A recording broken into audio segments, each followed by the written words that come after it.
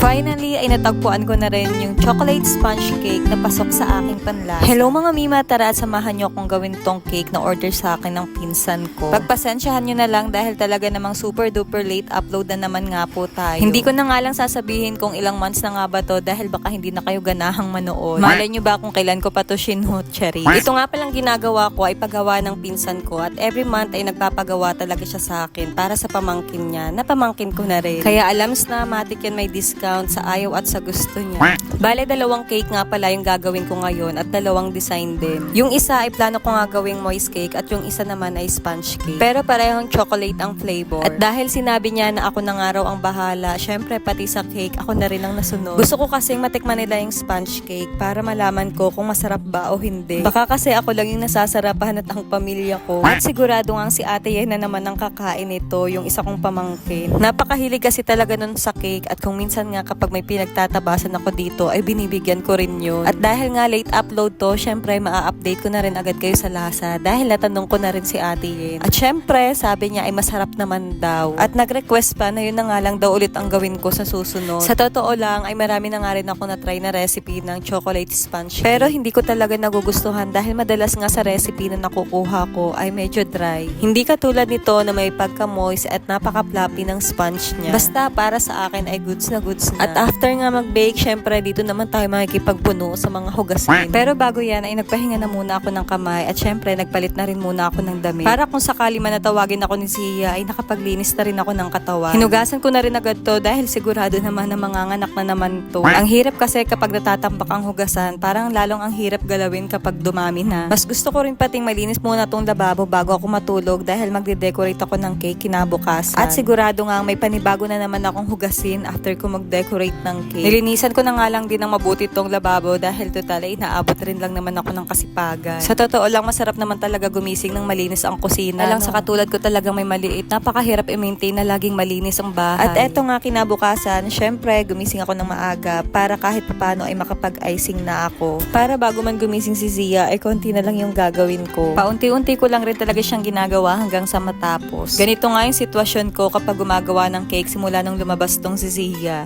Mommy!